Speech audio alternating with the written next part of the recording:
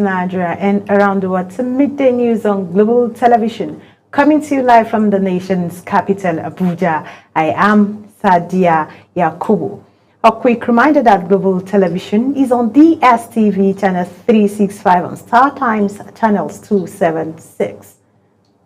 The Academic Staff Union of University has announced the suspension of its ongoing 2-week running strike. The national president of ASU, Professor Chris Piuna, made this known in the ongoing press briefing in Abuja on Wednesday. According to Piuna, the decision stemmed from the meeting of the National Executive Council meeting, which was held overnight and ended by 4 a.m. on Wednesday. Piuna noted that the union decided to embark on the strike due to the failure of the government to meet its demand on time. The new chairman of the Independent National Electoral Commission, Professor Joshi Amupitan, is expected to officially assume office next week ahead of the November 8 Anambra State governorship election. Multiple officials at the INEC informed newsmen that Amupitan would formally take over the reins of the commission after his swearing in by President Bola Tinubu, a ceremony traditionally conducted at the Federal Executive Council meeting expected to held next week. Professor Amupitan will resume office on the day he is sworn in by the President.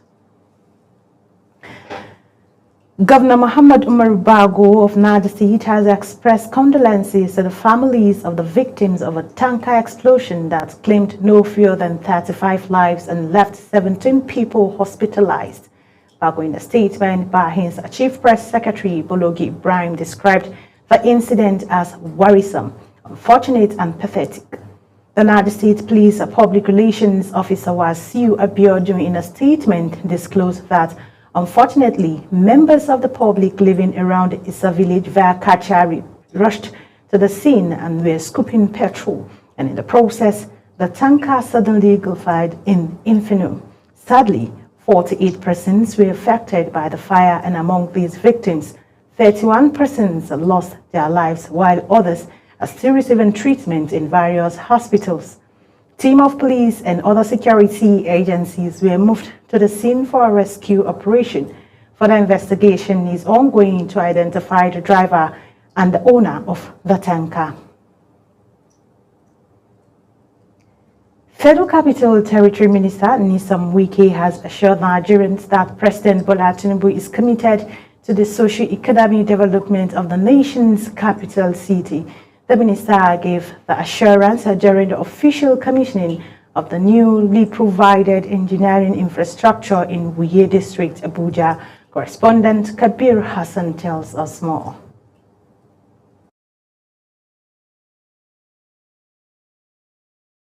Total of 37 kilometers of road networks. The project includes transformers, streetlights, and other vital infrastructure aimed at improving living standard and promoting socio-economic development in the area.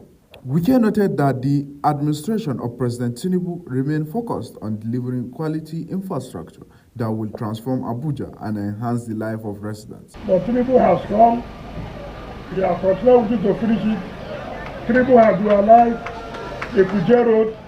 Tinubu is now realizing Kuje to Lagolaga. With the completion of the project, development in Wuye district is expected to receive a significant boost, providing easier access, better lighting, and improved safety within the area. The minister also appreciated the contractors for keeping their promises, expressed gratitude to the residents and beneficiaries for their patience.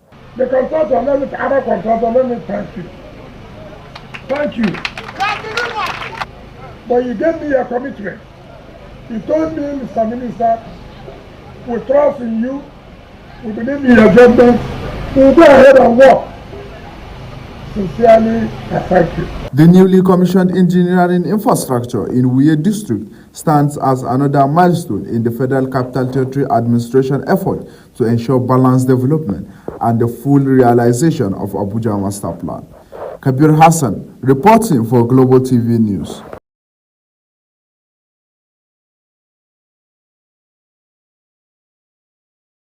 Senators passed a bill for an act to amend Abubakar Tafawa Balewa University to non-specialized university by removing the word technology to allow the university to run courses like law and other social sciences. These followed a bill sponsored by Senator Umar Shehu Buba Bauchi South seeking for the amendment of the act that established the university from specialized university to non-specialized university in Abuja. National Assembly correspondent Topsy Gimba has details. Legislative effort addresses access issues and regional development, especially in Bauchi State, which currently lacks a conventional federal university. A bill titled the Abubakar Tafawa Balewa University Amendment Bill 2025 SB 910 was sponsored by Senator Umar Buba to amend the institution's funding law. The objective of this bill are to, 1, make it a conventional university, empower the university to offer courses and conduct research in all academic disciplines. While we are trying to open up, because this is just opening up more opportunities for social sciences and arts in our universities. The government can no longer fund the technological aspect squarely. After extensive debates, the proposed legislation passed for second reading and was referred to the Senate Committee on Tertiary Education. To remove the word technology from its name and make it a non-specialized university, and for related matters 2025 SB 910, second reading taken. Meanwhile, the Red Chamber has taken a major steps towards strengthening worker protection with the proposal of a crucial social security bill. The legislation, which aims to create a unified framework for social security management, receives its second reading on the floor of the Senate. The bill seeks to harmonize existing laws, eliminate overlapping functions, and streamline social security administration across Nigeria. It is set to repeal the current Nigerian Social Insurance Trust Fund Act and the Employees Compensation Act. Leading the debate on the general principle of the bill, the sponsor of the bill, Senator Oluwole Cyril, highlighted the importance of this legislation. Retirement and other contingencies that may threaten their livelihood. The objectives of the bill are to harmonize existing laws by consolidating the provisions of Nigeria Social Security Trust Fund Act and the Employees Compensation Act. Supporters of the bill further emphasize that although current benefits included medical expenses, disability payments, and survival benefits, there have been challenges such as delayed disbursements and employer non-compliance. This bill, I will say, for those who understand workers' compensation, will not need much debate because it is coming at the time that innovations are coming. Are dealing with compensations and claims by workers in Nigeria. So there will be no need operating these two acts side by side. They argued that the new legislation would strengthen enforcement mechanisms, ensuring that employees receive prompt and fair compensation. I think what this bill seeks to see, or I'm convinced what this proposed bill seeks to achieve, is to eliminate those conflicts at the level of management. The bill has now been referred to the Committee on Employment, Labor and Productivity, which is to report back in 4 weeks. This legislation marks a vital step towards modernizing Nigeria's social security scheme, promising broader and more sustainable protection for all workers. Topsy Gimba, reporting for Global Television News. Universities Commission has officially issued a license to the University of Innovation, Science and Technology Omumwa, making it the 4th university in Imo State and the 70th state university in Nigeria. Education correspondent Priscilla Obasi has the rest of the report. At the National Universities Commission headquarters in Abuja, the NUC officially granted a full operational license to the University of Innovation, Science and Technology Omumwa, marking a major milestone for tertiary education in Imo State. The Executive Secretary to the Commission, Professor Abdullahi Ribadu, presented the license to the Governor of Imo State, Hope Uzodinma, describing the approval as a bold step towards expanding access to quality higher education, empowering young people, and promoting knowledge-driven development across the state. To celebrate this achievement, I call on all stakeholders, including government officials, university administrators, staff, and students, to work together to ensure that the institution flourishes and upholds the highest standards of academic integrity. We should also uphold good research excellence, and good governance. In his remarks, Governor Hope Uzodinma said the establishment of the new university represents a landmark moment for Imo State's education sector. He explained that the institution, in collaboration with Imo Digital City, will partner with Bentley University in California to develop a robust digital curriculum that fosters innovation, startups, and youth entrepreneurship. Admission into a commendable and reputable university or tertiary institution has also won this race. The University of Innovation, Science and Technology of Mumma, in partnership with Imo Digital City, will have already a mentoring agreement with the University of Berkeley in California. The highlight of the event was the formal presentation of the university's strategic document by the NUC Executive Secretary to the Governor. The Nigerian Meteorological Agency has forecast thunderstorms and moderate rainfall across several parts of the country on Wednesday, October 22nd, 2025, urging the public to take precautions against potential weather hazards. In its daily weather outlook released on Tuesday, the agency said sunny skies are expected over most parts of the northern region during the morning hours, while sunny conditions are likely to persist across the region with slim chances of isolated thunderstorms over the southern part of Taraba State later in the day. For the central region, NIMET projected sunny skies with patches of clouds during the morning period, followed by isolated thunderstorms with moderate rains over parts of Kogi, Kwara, Benue, the Federal Capital Territory, and Nasarawa State later in the day. It was a busy start to a new legislative week at the Green Chamber, where political realignment, economic stability, and accountability in public spending took center stage. Global Television International Assembly correspondent Anyete Patrick reports. A mild political drama unfolded in the House of Representatives as the Deputy Governor of Benue State looked on during the defection of Ojema Ojotu from the People's Democratic Party to the ruling All Progressives Congress. His defection letter was read and acknowledged by the Deputy Speaker Benjamin Kalu, who welcomed him to the majority party. This decision has become necessary due to the persistent internal crisis, unresolved leadership torso, and deep divisions within the party from the national to the federal constituency, giving the party a rudderless direction. But the move sparked a constitutional debate.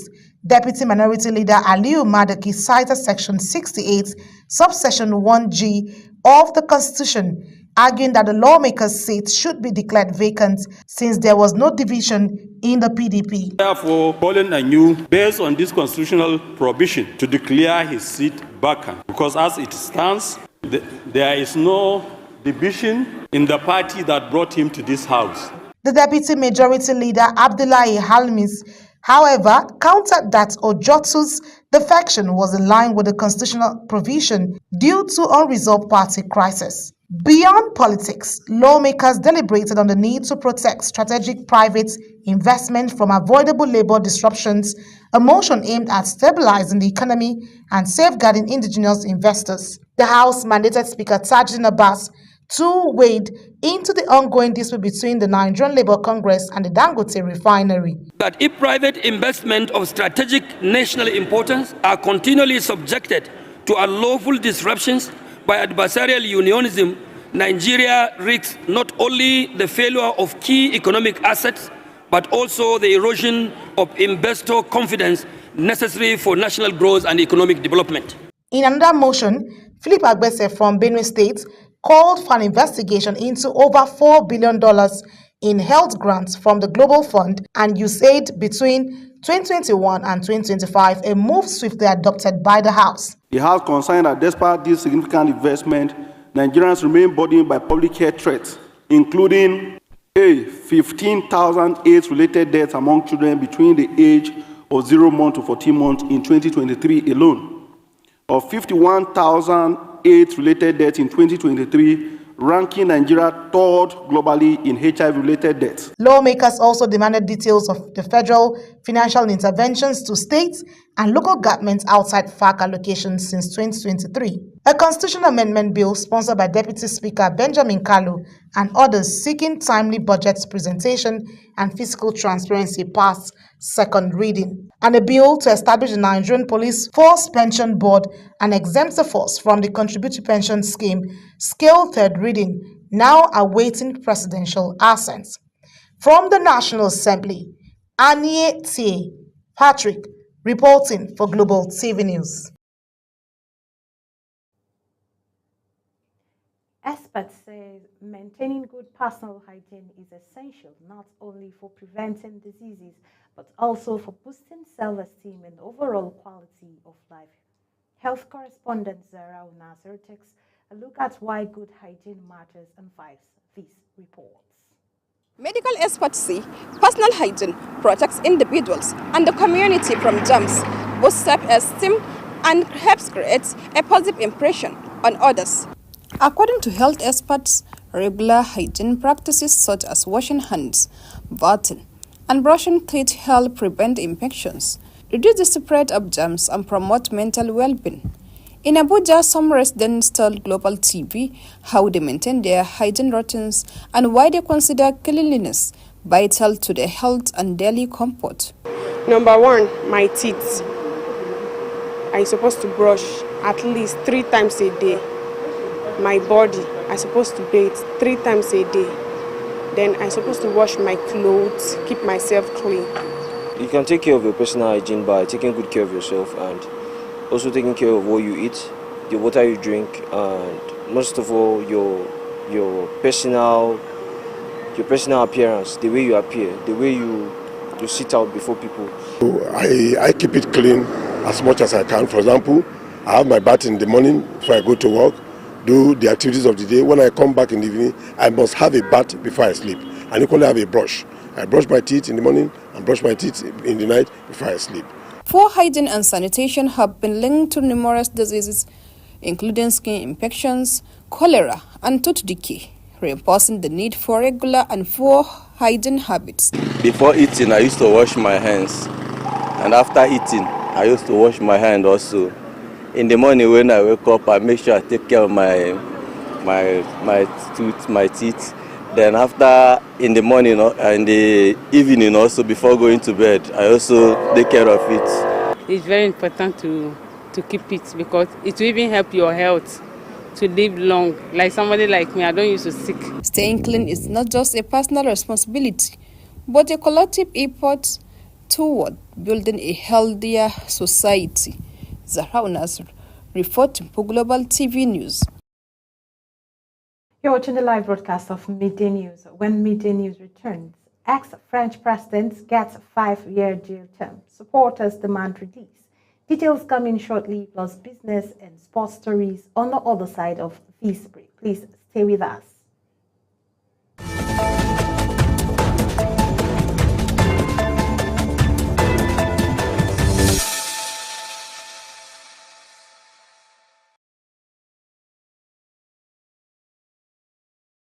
Welcome back from that short break. In business, Nigerian National Petroleum Company Limited recorded 4.26 trillion naira revenue and 216 billion naira profit after tax in September 2025. It, however, produced 1.61 million barrels per day of crude oil and condensate in the period under review. This was contained in a monthly report the state-owned oil firm released yesterday. The Nigerian Customs Service has launched a digital reform agenda with a new online platform aimed at ending vehicle smuggling and improving transparency in import verification. The Comptroller General of Customs, Adewale Adeniyi, says the launch marks a major leap in the service digital transformation drive aimed at tackling vehicle smuggling and promoting transparency in trade operations. Business correspondent Kike Lomo Okere completes the report. For years, the vehicle verification process relied on outdated and fragmented methods that encouraged misinformation, fraud, and revenue leakages. Comptroller General of Customs Bashir Adewale Adeniyi described the innovation as a game changer that will redefine how vehicle verification is conducted across the custom ecosystem. It reveals that the new digital system introduces a faster and more secure process for verifying the duty payment status of imported vehicles. There is no phase to it. It's been launched. It is web-based. Anybody can access it from anywhere in the world. And the card that you are going to use for it is any card issued by any financial institution in Nigeria or indeed anywhere in the world. Adeniyi says the platform will also empower the public to make informed vehicle purchase decisions and curb the circulation of smuggled or improperly cleared vehicles. He added that the initiative is another demonstration of the service commitment to modernization, transparency, and building public trust. And that's why we have officially unveiled it. And the members of the Motor Dealers Association, who we consider very strategic stakeholders in this business, have not disappointed us by telling us that their members will embrace it so that they are sure that vehicles that they will be putting out for to Nigerians are properly documented and are cleared by the Nigeria Customs Service. With the launch of the Customs Verification Management System, the service says it is reaffirming its commitment to a smarter, faster, and more transparent approach to vehicle clearance and trade facilitation. Kike Lomo Okere, Global Television News. On the foreign scene, United States President Donald Trump said he has shelved plans for a summit in Budapest with Russia's Vladimir Putin on the Ukrainian war because he did not want a wasted meeting. Trump's reversal just came days after he announced that he would meet Putin in the Hungarian capital within 2 weeks, following what he called a productive phone call to end Russia's war. And in sports, the city of Lagos has taken center stage in global athletics as it will play host to the World Athletics African Running Conference. The event, which brings together key stakeholders from across the continent, aims to strengthen Africa's growing influence in distance running and promotes a sustainable sports ecosystem. Chairman National Sports Commission Shehu Diko made known to the media at a press conference in Abuja. And Nieti Patrick has details. It is a landmark moment for Nigeria as Lagos is set to host the inaugural World Athletics African Running Conference, a gathering designed to deepen collaboration among athletes, organizers, and policymakers in the continent's running ecosystem.